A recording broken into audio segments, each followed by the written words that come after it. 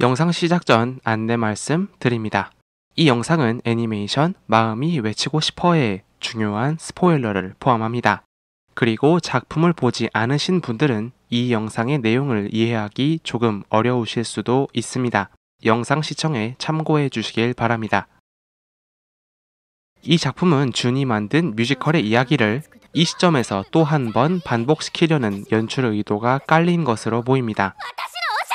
뮤지컬은 애초에 준이 자신의 과거 이야기를 기반으로 각색한 이야기니 당연히 준의 과거 이야기는 뮤지컬인데 이 뮤지컬에 맞는 이야기가 작품에서 한 번 더 나온다는 말은 조금 생소하실 수 있을 것 같습니다. 그런데 조금만 유심히 보면 이때의 준의 심리에 뮤지컬 내용을 붙이려고 연출한 흔적들이 여기저기 보입니다. 뮤지컬 장면에서 나와야 할 음악을 그대로 이어서 이 장면의 배경음으로 사용하거나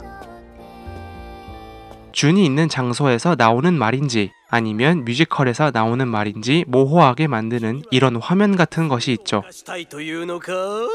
특히 아이자와의 대사와 몸짓은 정면 코앞에서 보는 듯한 위압적인 느낌으로 연출되고 있지만 정작 장면 안에선 누굴 보고 말하는지 명확하게 주어지지 않습니다. 배경은 지역교류의 무대 위고 말하는 사람은 요정옷을 입은 아이자와니까 이 시선은 소녀를 연기하고 있는 나츠키라고 추측하는 것이지 장면 안에서 아이자와의 시선이 어딜 향하는지를 정확히 보여주지 않는다는 거죠. 이제까지의 이야기가 맞다는 가정하에 이야기를 계속해보자면 이 작품은 뮤지컬의 기반이 된 이때의 준의 심정과 이때의 준의 심정을 똑같은 것으로 보여주는 것이 됩니다. 준의 뮤지컬에서 기본적으로 나타나는 심정은 죄책감이자 자책이죠. 뮤지컬의 내용은 각색이라고 해도 어쨌든 과거 이야기가 기반이고 내가 죄인의 행동을 해서 말을 잃고 목이 잘리는 처형을 받았다는 뮤지컬의 스토리는 자기가 자신을 직접 처벌하는 죄책감의 모습에 가깝기 때문입니다.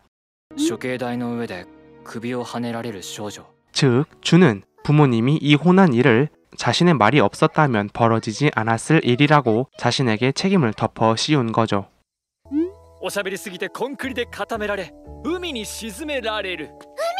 그런데 이 작품이 이런 내용의 뮤지컬을 이때 상황과 연결하려 한다면 이때의 심정도 역시 자신을 향한 죄책감을 보여주려 한다고 볼 수 있습니다. 대사로도 드러나는 부분이죠. 제가 이때 타쿠미와 나츠키가 준을 향한 속죄로 움직였다 말씀드린 것도 이 때문입니다. 특히 타쿠미는 준의 이야기를 제일 직접적으로 들어준 캐릭터입니다. 준의 상상력이 발휘된 이 이야기를 들었을 때 이런 반응을 보일 수 있는데도 준의 사정을 이해해준 캐릭터라는 거죠. 이건 타쿠미가 준이 상상력으로 만들어낸 이 이야기에서 비유가 의미하는 것을 잡아내지 못하면 해내기 어려운 일입니다. 다시 말하면 제3자의 입장에서 준의 탓이라 보기 힘든 이 사건에 대해 준은 자신이 피해자임에도 불구하고 자신에게 책임을 덮어 씌우고 있다는 걸 타쿠미가 이 이야기에서 이해했다는 겁니다. 이건 역시 대사로도 드러나는 부분이죠.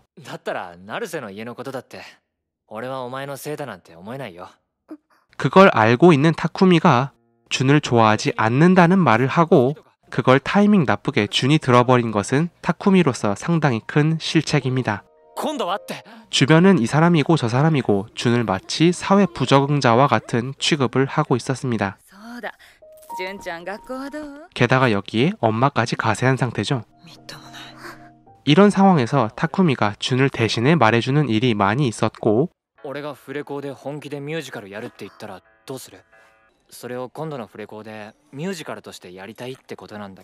최종적으로는 준과 비슷한 과거를 공유하며 서로를 응원하는 사이가 됐습니다. 준이 타쿠미를 자신의 구원자라고까지 생각하는 건 전혀 이상하지 않죠. 그런데 이 시점에서 타쿠미에게서 이런 이야기를 들었다는 건 오랜 방황 끝에 드디어 자신이 의지할 수 있는 유일한 힘을 찾았는데 그것마저도 거짓말이 되어버린 겁니다. 그것도 준의 아빠와 비슷한 구조로 말이죠. 이미 여기까지도 이 말이 준에게 얼마나 큰 타격이 될 수 있는지 상상할 수 있는데 더 큰 문제는 이 사건을 준이 다 자기 탓으로 덮어쓰려고 한다는 것입니다. 뮤지컬의 내용을 바탕으로 준이 과거의 사건에 대해 어떤 감정을 느꼈는지를 생각하면 준은 이 사건마저도 내 탓이라 자책할 거라고 충분히 짐작할 수 있다는 거죠. 成瀬が俺のことをとかお前がそれを 타쿠미가 이런 심정을 밝힌 것이 크게 잘못된 일은 아니지만 그 말이 준에게 어떤 파장을 몰고 올지 타쿠미가 감을 잡았다면 타쿠미와 나츠키가 자신의 행동을 잘못됐다 느낄 거라 말씀드린 건 이 때문입니다. 하지만 이건 절대로 타쿠미라는 한 개인만의 잘못이 아닙니다. 준이 타쿠미를 자신의 유일한 구원자라고까지 생각하도록 만든 건 반대로 말하면 그만큼 이제까지 준을 타쿠미만큼이라도 신경 써준 사람이 없었다는 것에 있습니다. 사회가 약자에 대해 생각보다 자비롭게 돌아가지 않는다는 건 이미 잘못을 저지른 사람과 죄책감을 품는 사람이 따로 있는 시점에서 충분히 드러나는 메시지지만 제가 지금 말하고 싶은 장면은 바로 이 장면입니다. 준의 아빠와는 다르게 이 사람들은 딱히 악역의 얼굴을 하고 있지 않습니다. 그런데 준에게 악의가 없다는 이 사람들이 준과 어떻게 대화하는지를 보시면 이들은 준이 뭔가 이야기하고 싶어서 입술을 움직이거나 손동작이 불안하거나 준의 유일한 대화 수단인 핸드폰을 부여잡는 행동을 전혀 신경 쓰지 않은 채 자신의 말만 계속해서 이어갑니다. 純ちゃん学校はどう？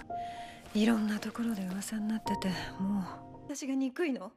ずっと黙って近所の人に噂されて 이런 느낌이 더 크게 느껴지는 이유는 이들의 말이 겉보기엔 뭔가를 물어보는 의문문의 형태이기 때문이죠. 의문문은 기본적으로 뭔가를 물어보고 그에 대한 대답을 기대하는 말인데 이 대화의 의문문에는 대답할 틈이 전혀 없습니다. 純ちゃん学校はどう？うちの子来年受験でしょ？なんでなの？そんなに私が憎いの？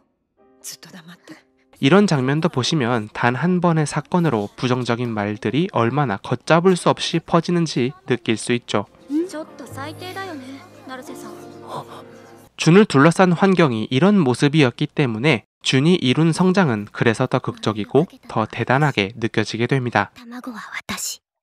타쿠미의 도움을 받아 말이 아니어도 말할 수 있는 법을 배우고 이렇게 글씨를 잘 못 읽는 할머니에게 어울리지 않는 대화 수단을 쓰는 실수를 하기도 하지만 그를 계기로 타인의 마음도 헤아릴 수 있게 된 건 준이 이뤄낸 사회적인 성장이자 값진 결과물이죠. 하지만 이 사건이 일어나기 전까지는 이 성장에 한계가 있는데 왜냐하면 이 성장은 자신을 구해줄 다른 사람의 존재가 있음을 기반으로 하고 있기 때문입니다. 준의 뮤지컬에서 나오는 왕자는 소녀를 구해주는 구원자 같은 존재인데 준은 이런 왕자님을 타쿠미와 동일시하고 있습니다. 이런 모습은 어렸을 때 준의 모습과 별로 차이가 없죠. 준이 어떤 외부 상황에도 흔들리지 않으려면 준의 성장은 타인에 의해서가 아니라 온전히 자신에 의해서 이루어져야 합니다. 그런데 이건 한 개인이 어떻게 감당하기 힘든 사회의 부정적인 시선을 줄곧 받아온 준에게 결코 쉽지 않은 일입니다. 준은 이때처럼 그냥 다 포기하고 엎어지는 것도 자신을 지지해주는 사람에게 필요 이상으로 의존하는 것도 충분히 이상하지 않을 만큼 상처를 받아왔거든요. 이런 준에게 포기하는 것도 넘어서고 심지어 타인의 의존까지도 벗어나 자신 안에서 해결책을 찾는 결론을 냈다는 것은 정말 대단한 결정이라고밖에 말할 수가 없습니다. 卵は私。 준이 자기 성장의 주도권을 점점 자기로 가지고 오는 것 역시 연출의 측면에서도 표현된 부분인데 이건 준의 과거 이야기를 말해주는 나레이션이 누구의 목소리인가를 통해 알 수 있습니다. 처음엔 준의 과거 이야기인데 이걸 말하는 사람은 타쿠미의 목소리입니다. いつか私も素敵な王子様とお城の舞踏会へ 그 후 준이 자신이 하고 싶은 말을 하겠다고 결심한 이후엔 타쿠미가 말하다가 実は罪人たちの処刑場だった 그걸 준이 넘겨받아 이어가죠. 絶望する少女の前に謎の卵がやってきて 그 이후로는 온전히 준 자신의 목소리로 자신의 이야기를 하는 흐름으로 나갑니다. 幸せな言葉をあげたのです。王子の悲しみには気づいてはいなかったのです。 마지막엔 타쿠미랑 준이 같이 이야기하는데 卵の中には何があるいろんな気持ちを閉じ込めて。 이것은 준이 드디어 타쿠미로 대표되는 타인들과 더불어 살고 이야기할 수 있는 사회적으로 발전된 자신의 모습을 만들어낸 멋진 결과물이 되는 겁니다. 이런 관점에서 보면 준에게 이런 상황이 주어진 것은 어쩌면 준의 성장에 꼭 필요하기에 주어진 사건으로도 볼 수 있습니다. 그런데 이 사건이 준에게 언젠간 필요한 작업이었는데도 준이 한때 거의 인생을 포기한 듯 다 놓아버린 반응을 보였던 건 순전히 타이밍의 문제입니다. 준이 말하고 싶다는 심정을 본격적으로 절박하게 느낀 계기가 엄마마저 자신에게 등을 돌린 모습을 보였을 때라는 것을 생각하면 준의 뮤지컬은 기본적으로 엄마에게 들려주고자 하는 말입니다. 만약 뮤지컬이 성공하고 이런 사건이 벌어졌다면 준이 느낀 타격은 그렇게 크지 않았을 수도 있습니다. 하지만 이 사건은 때를 잘못 만나 자신감이 제대로 만들어지기 전에 준을 무너뜨리는 사건이 되어버렸습니다. 하지만 이 사건이 있어서 타쿠미는 준에게 본질적으로 더 필요한 도움을 줄 수 있게 되었고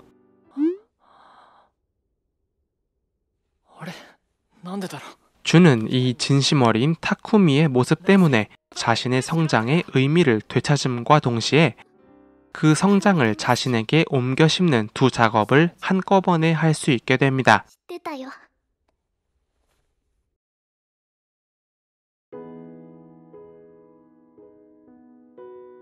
이 작품 이야기를 하는 동안 저는 줄곧 말은 무엇이고 또 대화란 무엇인가를 이야기했습니다.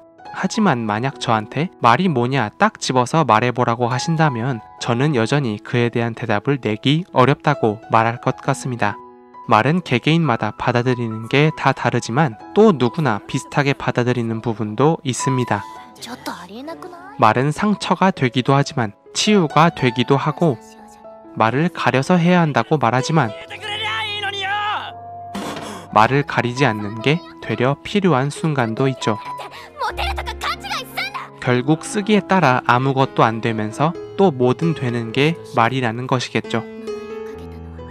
우리가 이런 불안하면서도 불확실한 말을 쓰는 이유는 오직 타인의 마음을 그 사람의 말과 말을 대신할 수 있는 여러 다양한 수단을 통해서만 알 수 있기 때문일 겁니다. 그래서 말은 사회를 살아가며 반드시 사용해야 하면서도 그 말이 가져올 파장을 고려하는 책임을 부여하는 일 또한 반드시 필요한 일이겠죠. 말하는 상황이 반드시 필요한 건 어떤 상황인지, 말의 무게와 책임을 특히 더 생각해야 하는 때는 언제인지, 이런 질문들에 대한 대답을 준의 이야기, 타쿠미, 나츠키, 다이키로 대표되는 청춘들의 이야기, 그리고 이 작품에서 어느 정도 얻으셨다면 이 작품을 보시는 일이 더 의미 있는 일이 되셨을 거라 생각합니다. 앞으로도 계속 말과 함께 살아가실 여러분들을 위해, 말을 통해 소중한 사람들과 같이 지낼 여러분들을 위해, なんかすごいね、田崎くん。 대화한다는 것과 같이 지낸다는 것에 대한 고민을 바탕으로 자신만의 답을 찾은 캐릭터들의 이야기와 제 이야기를 이 작품에 담아드려 보았습니다. 이것으로 마음이 외치고 싶어해 약칭 코코사케의 이야기는 마무리입니다. 일교차 심한 요새 건강 잘 챙기시고 저는 특별히 긴 휴식 기간 없이 빠르게 다음 작품으로 찾아뵙겠습니다. 하고 싶은 게 많이 밀렸거든요.